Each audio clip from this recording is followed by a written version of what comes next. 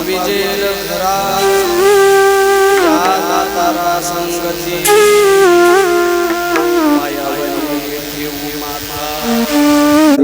ठेवू माथा सर्वथा तुका म्हणे चक्रपाणी शिरोमणी बडियांचा पायावरी ठेवू माथा सर्वथा समचरण सरोजम चांद्र नीलांबुदाभं जगननिहित पाणी मंडन मंडनाना तरुण तुलसी माला कंदरम कंजनेत्रम सदय धवलहासम विठ्ठलं चिंतया पांडुरंगा करू प्रथम नमन दुसरे चरण संताजिया त्यांच्या कृपादानी कथेचा विस्तार बाबाजी गुरुदास सरस्वती माते द्यावी मजा स्फुरते येतो काकुलते तुझ लागे आपुल्या बालकासे धरी आता हाती करी फजिती जनमा जयाची आजनी जन्मनामात झाला जयाची आजनी नामवास केला जयाची आजनी नाम कीर्ती नमस्कार माझा ब्रह्मजनार्दन मूर्ती मस्त हे पाया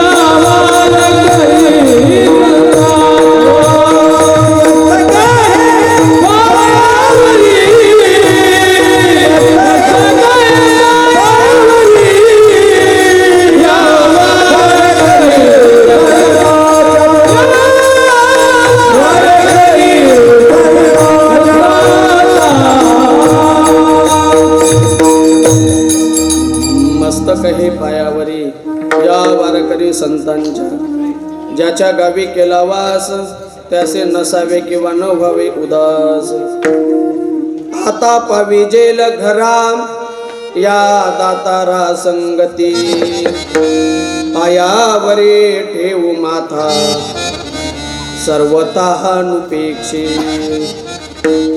प्रस्तुत विको देऊ नका, आवाज थोडा द्या रिटर्न.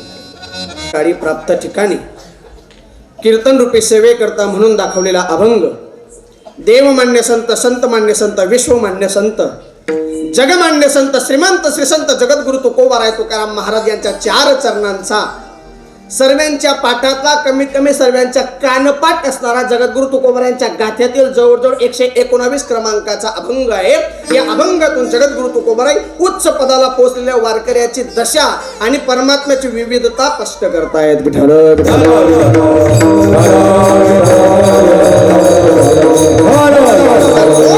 सर्व वारकऱ्यांच्या समोर म्हणून दाखवलाय. तुम्ही आपण या ठिकाणी किम निमित्ताने किम कारणाने जमले आहात सर्वांना परिचित आहे, परंतु आलेल्या कीर्तनकाराचा आलेल्या वक्त्याचं सांगणं म्हणजे उचित आहे.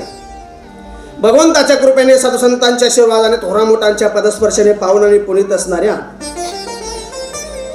भगवान श्री गौतमगिरी बाबाच्या कृपा आशीर्वादानं वाढलेलं गजबजलेलं सुंदर अशी नगरी श्री क्षेत्र वार या नगरीमध्ये परंपरेप्रमाणे वर्षानुवर्षप्रमाणे वार वडिलांच्या रीतिरिवाजाप्रमाणे भगवान श्री गौतमगिरी बाबांच्या समाधी उत्सवाच्या निमित्तानं आणि धर्मनाथ बीज उत्सवाच्या निमित्तानं परंपरेप्रमाणे चालणारा अखंड हरिनाम संकीर्तन सोहळा तथा संगीतमय नवनाथ कथा 6 वर्ष 11वे या 11व्या वर्षात ही 6व्या दिवसाची सेवा मज पामराच्या वाटेला समस्त ग्रामस्थ मंडळी, भजनी मंडळी, ट्रस्ट मंडळी, पंच कमिटी मंडळी, संत भोजनाचे मानकरी. आजचे संत भोजन ज्यांच्याकडे होतं, सकाळचं संत भोजन आदरणीय बालाजी रामचंद्र पंचभाई, संध्याकाळचं संत भोजन ज्यांच्याकडे होतं आदरणीय रवींद्र रामदास पाटील आणि कीर्तन सेवेचे मानकरी वैकुंठवासी रोहिदास दोदू मिस्त्री यांच्या स्मरणार्थ त्यांचा संपूर्ण परिवार, समस्त कार्यकर्ते मंडळी, समस्त भजनी मंडळी आणि आमच्या काकांच्या फोनद्वारे अति आग्रहास्तव ही सेवा मज पामराच्या वाटेला आली. बऱ्याच दिवसाच्या नंतर म्हणजे 1 वर्षाच्या नंतर या धर्मनगरीमध्ये येण्याचं पुन्हा हे सद्भाग्य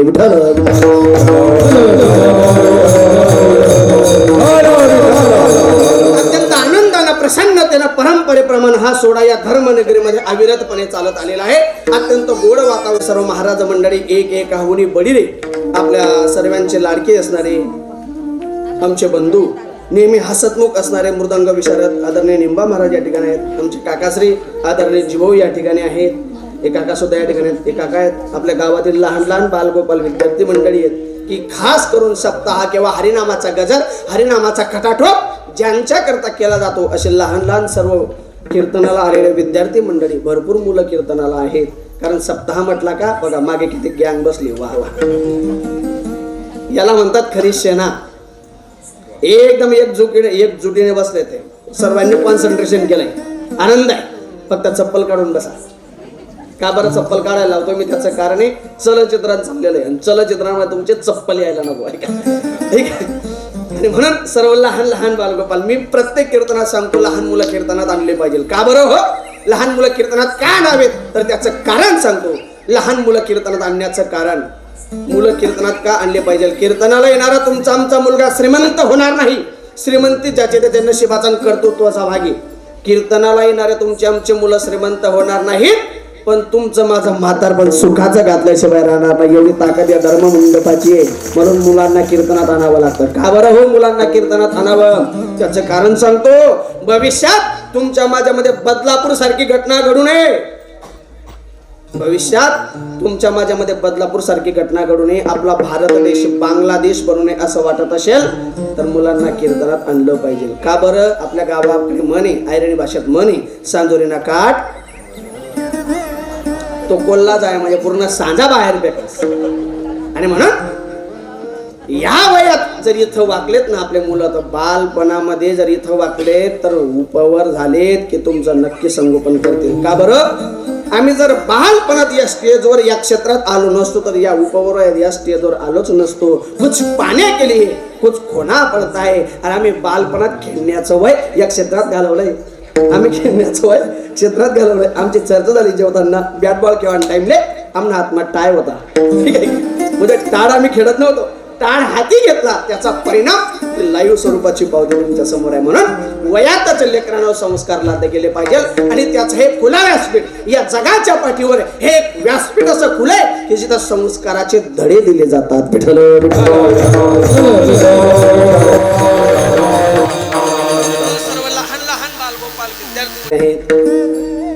विडेकरी महाराज आमचे काकासरे या ठिकाणी आहेत. आणि साऊंडही अत्यंत गोड आहे.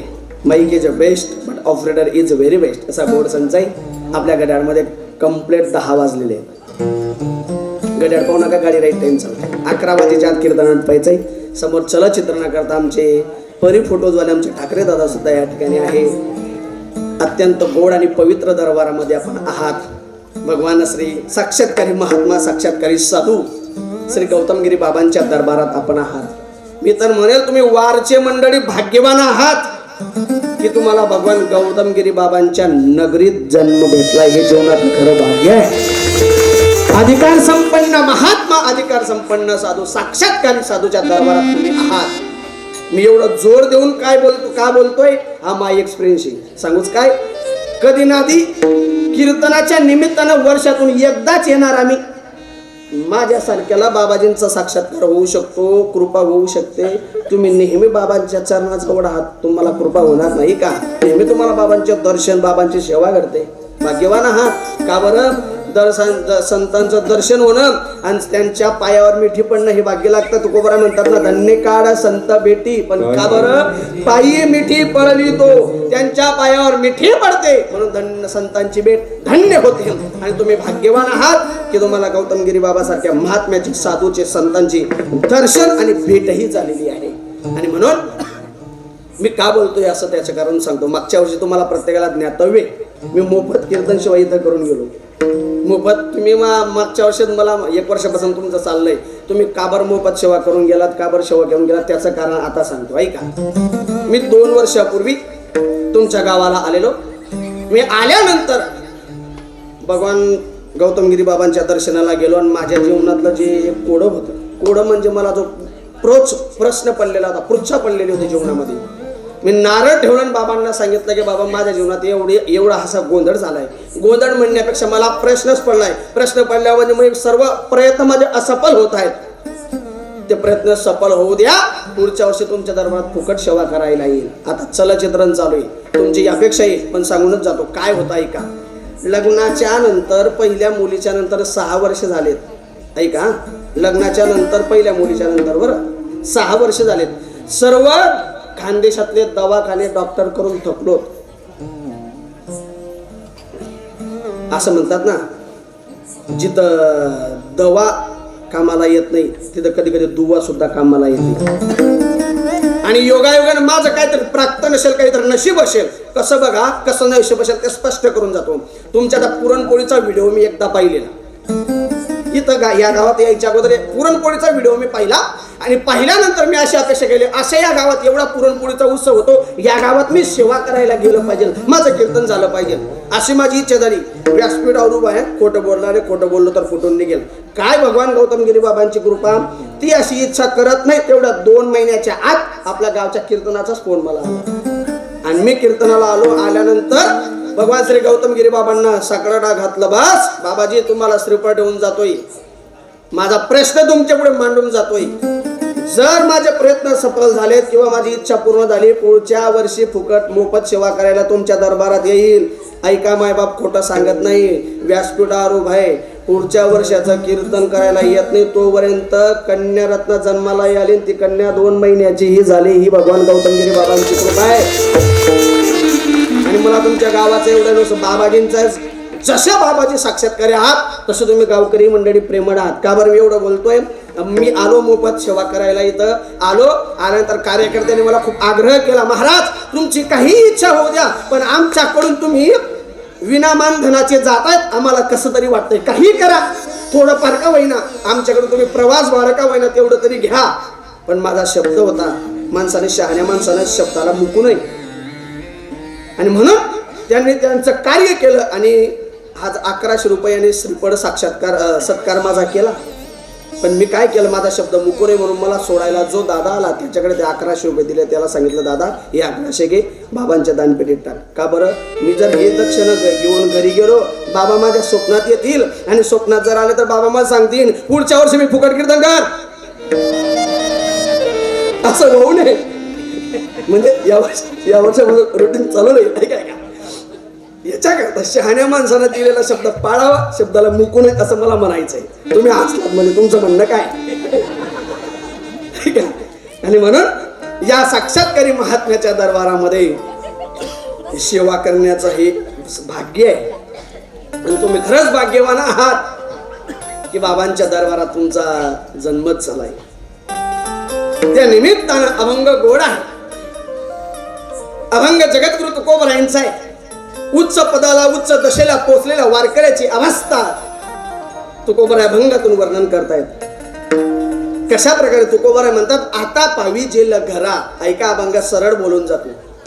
आता पावी जेल घरा. पावी जेल म्हणजे प्राप्त होईल. पावी जेल हा वाङ्मयीन मराठीतला शब्द आहे. याला सामान्य मराठीमध्ये म्हणतात प्राप्त होईल किंवा मिळेल किंवा भेटेल असा त्याचा अर्थ आहे. मराठीचे अनेक प्रकार आहेत. मी प्रत्येक कीर्तनात बोलतो, तुम्ही ऐकलंही असेल. आज तागात मराठीचे अनेक प्रकार पडलेत. आपल्यामध्ये कोणाचं मराठीमध्ये BEd MAd असेल त्यांना विचारा मराठीचे प्रकार. आम्ही BEdच्या फर्स्ट इयरला होतो. आम्हाला गोड विषय होता तो मराठीचे प्रकार. शॉर्टकट बोलून जातो. वाङ्मयीन मराठी, बामलीन मराठी, शिवकालीन मराठी, पेशवेकालीन मराठी, ब्रिटिशकालीन मराठी, सध्याच्या प्रेझेंट काळाला स्वातंत्र्योत्तर काळातली मराठी. अजून मराठीचे 2 प्रकार आहेत, मायबोली मराठी, प्रमाण मराठी. असे मराठीचे प्रकार आहेत. मराठी बदलली की शब्द बदलतात पण भाव मात्र एका पद्धतीचा असतो. ऐका, मला सांगायचं आहे कधी वाङ्मयीन मराठीमध्ये कोबऱ्यांचं असं म्हणणं आहे, आता पावी जेल म्हणजे आता मला प्राप्त होईल. म्हणजे काय, माझं घर मला प्राप्त होईल. आता पावी जेल घरा. पण का बरं हो, केव्हा, कशामुळे? उत्तरार्धामध्ये तुकाराम महाराज म्हणतात, या दातारा संगती. दानशूर तात्याची संगत मला लाभली म्हणून माझं घर मला प्राप्त होईल. म्हणजे का बरं हो, जसं परगावी कोणीतरी गेलेलं आहे आपल्यातून.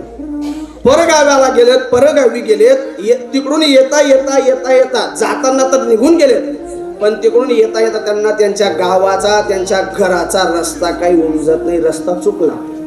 मग रस्ता चुकल्यानंतर त्या माणसाची, गावाला गेलेल्या माणसाची अवस्था काय होती?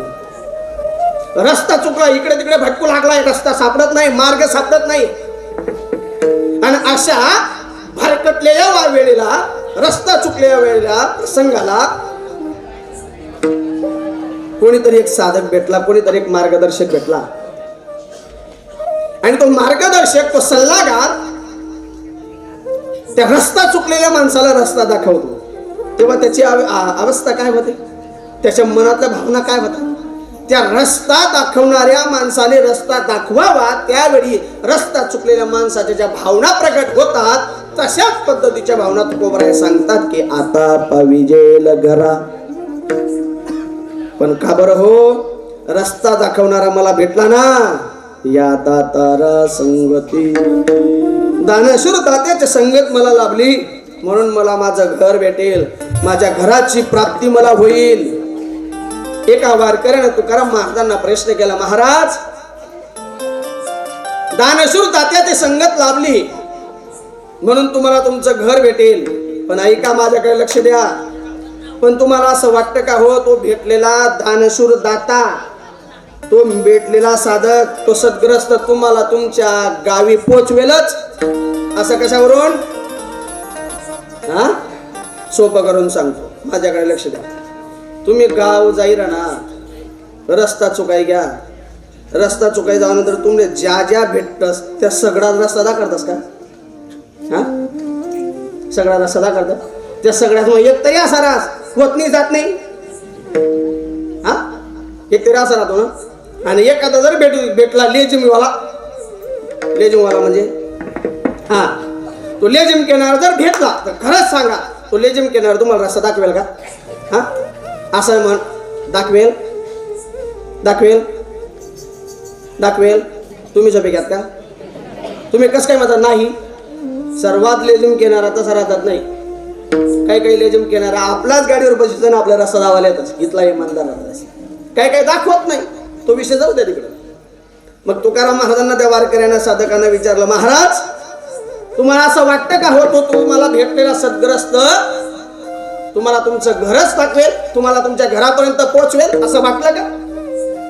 तुकाराम महाराज म्हणतात जर आम्हाला तसं वाटत असेल की त्या भेटलेल्या दानेश्वर दात्यानं सद्ग्रस्तानं आम्हाला आमचं घर दाखवलंच पाहिजे असं जर आम्हाला वाटलं, आम्हाला काही शंका येत असेल तर आम्ही काय करू? त्याच्या पायावर माथा ठेवू. जर एखादा माणूस आपल्याला जर आपला मार्ग दाखवत नसेल तर आपण त्याला काय करतो? विनंती करतो, हात जोडतो की नाही? परक्या ठिकाणी गेलात तर कोणाला आपण काय करतात? रस्ता विचारायला का हो दादा, काका, आप्पा असंच विचारणार ना? का असं अरे कुंडाने कोठे वार कोठे असं विचारशात का?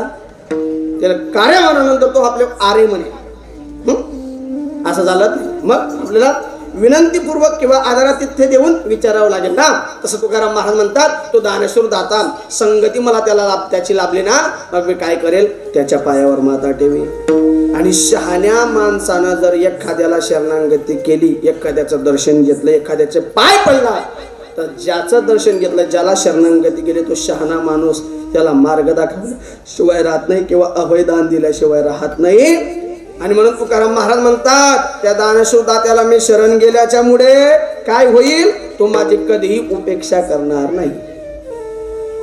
पायावरी ठेवू माता सर्वतः नुपेक्षे, कधीही नुपेक्षा करणार नाही. आणि मग का हो तुकाराम महाराज मान्य त्या दानेश्वर दाता तुम्हाला भेटला, तुम्हाला तुमच्या गावाला तो नेईल, पोचवेल, तुम्ही त्याला दर्शन त्याचं केलं, त्याचे पाय पडला तुम्हाला तो पोचवेल. पण खरे तुम्हाला तुमच्या गावी पोचवत असताना इथून तुम्हाला तुमच्या गावापर्यंत नेईल, तुमच्या घरापर्यंत नेईल, नेत असताना परकीय लोकांनी जर त्याला त्रास दिला तर,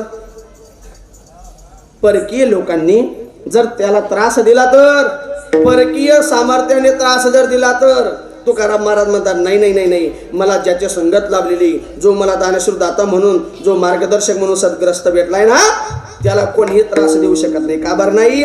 आपल्यापासून तर आपल्या घरापर्यंत सर्व सत्ता त्याची. येथून या तेथवरी आता नाही सत्ता अनेकांची, त्याच्याशिवाय कोणाचीही सत्ता नाही येते. म्हणून तो सत्ताधीश मला भेटलाय.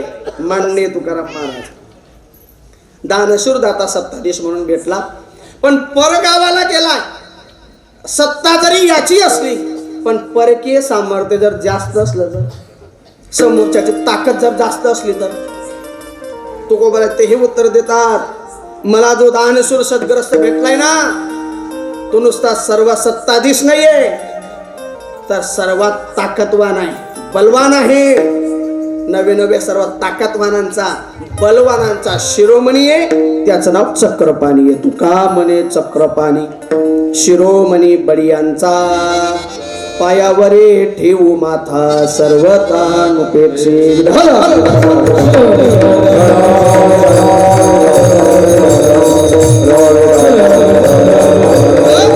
असा हा अभंगाचा सरळ सरळ सरळ सरळ भाव आहे. वेळ कमी असल्यामुळे सरळ भाव मांडण्याचा प्रयत्न केलाय. अभंग फार गोड आहे. अभंगातून श्रीमंत श्रीसंत जगद्गुरु तुकोबराय उच्च पदाची असणारी वारकऱ्याची अवस्था सांगतायत. एक दिवस असं झालं, तुकोबराय आपल्या देहू गावामध्ये आपल्या घराजवळ किंवा आपल्या उंबरठ्यावर किंवा आपल्या अंगणात बसलेले. घराजवळून जो जो जो जो जातोय त्याला प्रत्येक जणाला तुकाराम महाराज म्हणतात का हो मला माझ्या घरी पोचवाल का? मला माझ्या घरी जायचंय, माझं घर मला कोणी दाखवेल का? मला लवकर माझ्या घरी जायचंय, असं सर्व लोकांना तुकाराम महाराज सांगायचे. मग ज्याला प्रश्न केला त्या लोकांना असं सांगितल्याबरोबर ते सर्व लोकांना प्रश्न पडायचा. ते लोक तुकाराम महाराजांना म्हणायचे तुकाराम महाराज तुम्ही वेडे तर नाही झालेत? म्हणजे कस काय वेडे नाही झाले? तुम्ही तुमच्या घराजवळ आहात, तुम्ही तुमच्या अंगणात आहात, तुम्ही तुमच्या द्वाराजवळ आहात, तरी तुम्ही मला सांगतात, तरी तुम्ही आम्हाला बोलतात मला माझ्या घरी पोचवा. महाराज तुमच्या का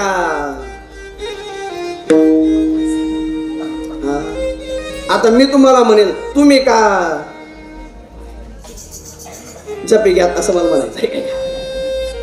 तुकाराम महाराज आपल्या घराजवळ असून घरी जायचं म्हणताय. तुकाराम महाराज म्हणले दादा तुमचं म्हणणं खरं आहे हो, पण जे घर घर घर घर तुम्ही मला सांगतात ना ते घर माझं नाही. अहो नुसतं हे घरच काय, या जगात माझं कोणीच नाही, या जगात मीही कोणाचा नाहीये. म्हणले कसं कसं, या जगा हा देशही माझा नाही, हा वेशही माझा नाही.